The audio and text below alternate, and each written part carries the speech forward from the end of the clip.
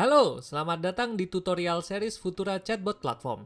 Kali ini kita akan mencoba memaksimalkan salah satu bentuk respon dari chatbot, yaitu teks. Nah, di dalam teks ini ada button, gimana kita bisa memaksimalkan button itu untuk meningkatkan pengalaman pengguna chatbot kita. Yuk, langsung aja. Ya, kali ini kita sudah ada di halaman utama dari dashboard Futura ya. Kayak di video pertama, di video sebelumnya pertama kita akan masuk di Q&A, tapi kita hari ini benar-benar fokus di bagian pet. Jadi kita slide ke sebelah kiri, ini ada icon pet, kita klik petnya.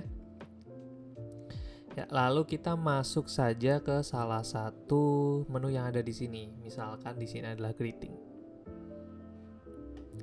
Oke, di greeting ini kayak di video sebelumnya ya, sudah pernah kita buat greetingnya yang tulisannya adalah "Hai, saya chatbot test, saya akan membantu kamu." Nah, sekarang kita mau coba memaksimalkan, menambahkan pengalaman dari user dengan kita menambahkan button.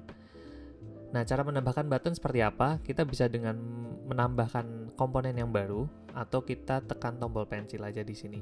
Nah, tombol pensil ini juga berfungsi untuk melakukan editing dari konten yang udah pernah kita buat. Jadi ini udah bisa ditambahin nih.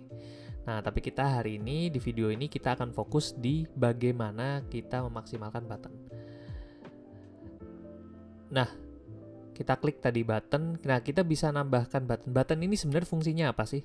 Button itu tuh bisa difungsikan sebagai salah satu cara untuk menavigasikan user ke informasi-informasi tertentu.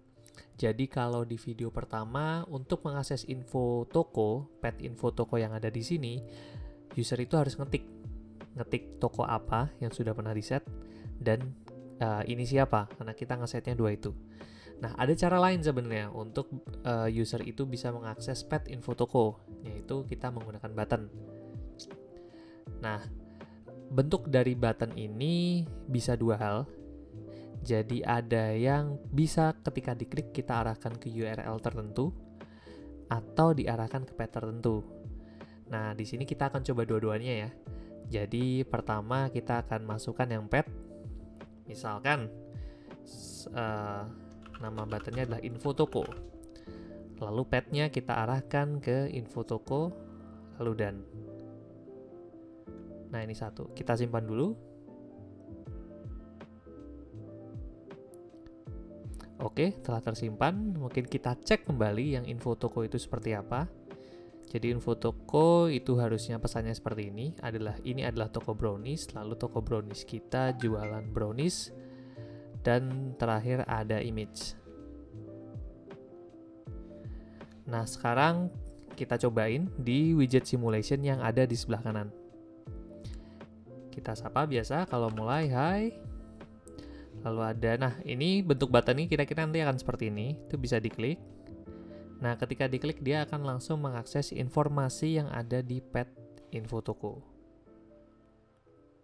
Oke, berikutnya kita akan membuat button yang mengarah kepada URL tertentu. Caranya sama. Kita klik tombol pensil yang ada di sini. Lalu kita klik add button, sama. Kita kasih saja namanya menuju link. Lalu URL-nya kita kasih misalkan ke website Futura di futura.io. Lalu kita klik dan kita klik simpan. Nah, selesai, kita bisa tes di sini lagi. Kita coba sapa lagi dengan hai. Nah, buttonnya sudah ada 2. Tadi pertama baru info toko, lalu yang kedua ada menuju link. Ketika kita klik yang menuju link, maka dia akan langsung terbuka URL lain di new tab. Nah, sekarang kita kembali lagi ke button. Jadi ada beberapa hal yang cukup menarik yang bisa kita maksimalkan di button. Salah satunya kita bisa menyimpan action atau gerakan klik itu tadi dari user menjadi sebuah variabel. Nah, variabel ini bisa kita panggil nih nanti ke pesan yang ada. Misalkan kita edit ya tadi, edit elemen, ambillah kita yang info toko, lalu di sini ada variabel nih. Variabel. Kita bisa klik add. Nah, variabel ini sebenarnya apa sih? Variabel ini bisa kita bilang sebagai sebuah media penyimpanan. Jadi ketika diklik info toko, dia akan menyimpan action click itu sebagai kata tertentu. Nah, katanya kita simpan sebagai apa?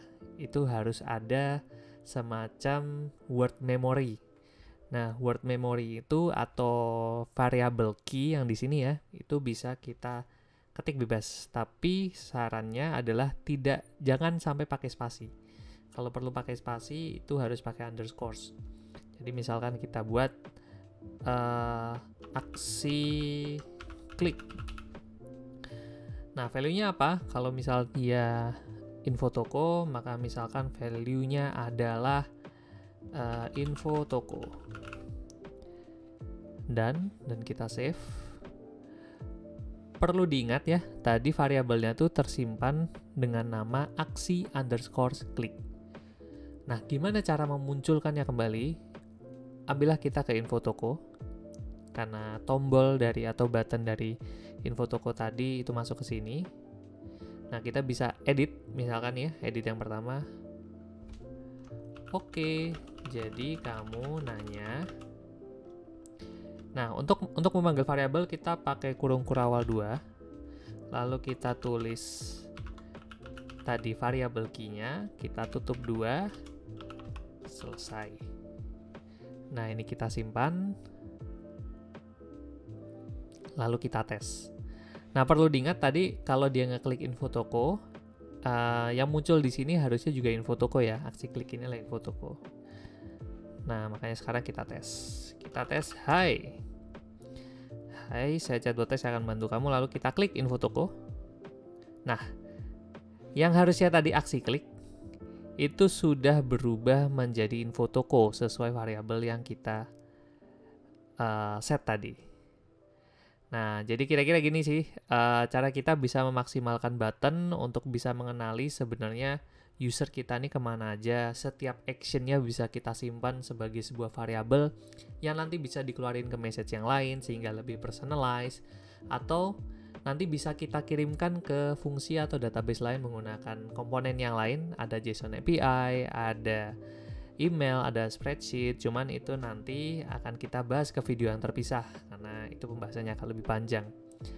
Nah, mungkin itu dulu aja di video tutorial series kali ini. Kita membahas bagaimana kita bisa memaksimalkan button di Futura Chatbot Platform.